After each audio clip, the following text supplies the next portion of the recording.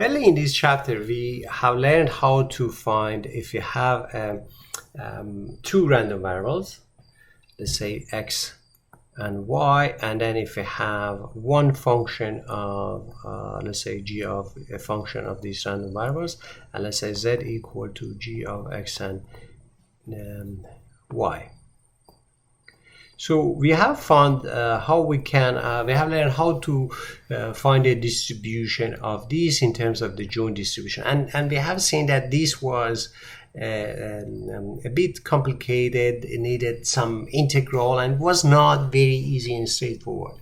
So in this video, what we'll do, we'll add another random variable. We call it, so we give the x and y to this new function, and we add another random variable h of x and y. We call it auxiliary. It's something that we introduce it. We introduce it by a guess or something which will simplify. The objective is to add an auxiliary random variable, find a joint distribution of this one, and then marginalize this. Because if I have the joint distribution of z and w, then it is very easy, straightforward to eliminate w and find the marginal distribution of z. So in order to find the distribution of one function of two random variables, we can sometimes, and it is a good method, it will solve lots of problems, provided that you could guess or you could define a good auxiliary random variable and then find the joint distribution and then marginalize one of them. So here, this video, we say that we could define some auxiliary variables and then eliminate the auxiliary variables. So we have seen that finding the joint distribution of two functions of two random variables is much easier than finding the distribution of one function of two random variables. So this is what we have learned. We have learned the second step, which was hard first, and then we have learned the second, this step, which was easy. So what we can do is to add an auxiliary random variable, go easy way, and then eliminate the auxiliary ones, the one that we don't need. So so we could consider an auxiliary variable. So this auxiliary one, we should be very smart and define this auxiliary variable. Hopefully, if we could define it well, then we have a one-to-one relationship, and then the Jacobian is easy to solve. Then it is easy to solve the x and y and so on. And then using this one, we could quickly find the joint distribution of z and w. Once you have the joint distribution of z and w, if you integrate it with respect to w from minus infinity to plus infinity of f z and w of z and w dw, you get the marginal distribution of z and z. So this is the whole idea, and then you can see that.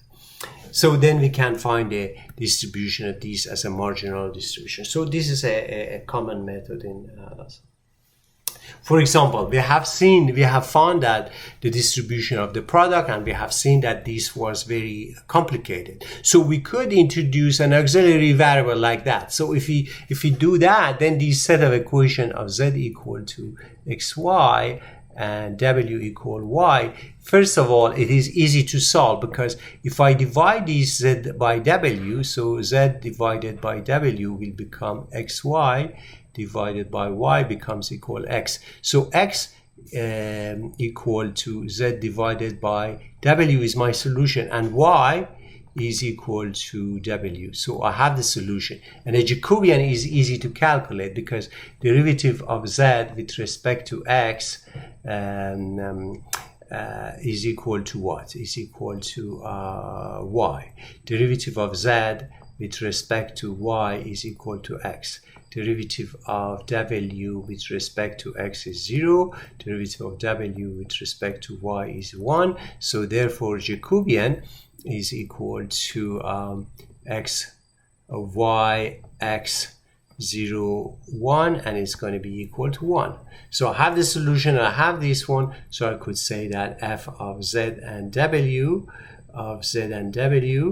is equal to f xy, add the solution. So the value of x is equal to z divided by w, and y is equal to w, and then divided by y. So I have the joint distribution. If I want to find the distribution of z, I need to calculate the integral. So from here, f z of z is equal to integral over w from minus infinity to plus infinity of f xy of z divided by w and w, and then dw 1 over y. So this is the formula we found for the product. So so this auxiliary random variable is easy. So remember that here this y is equal to w. So this is what I have to put w here. So let me summarize. The auxiliary random variable is selected to lead into one unique solution and to have a simple Jacobian. So if you calculate Jacobian is equal to this one, and then this is the joint distribution. If now you want, you can calculate the integral over w. Oh, remember another mistake I made was that this is I divide this guy by magnitude of the Jacobian, because sometimes w may be negative, so you have to put absolute value. So this is a very, very important point. So by integrating over the auxiliary random variable, we find this expression, and this is exactly the same expression we find. Obviously, instead of defining this auxiliary variable, you could have used another auxiliary variable and say w equal to x. Then in that case, the details would have been here a bit different, but you would have got the same final solution. So this approach is much easier than our previous method. So this is the trick is to guess an auxiliary random variable. Sometimes, for instance, for this case, that the guess is very easy. Sometimes it's no.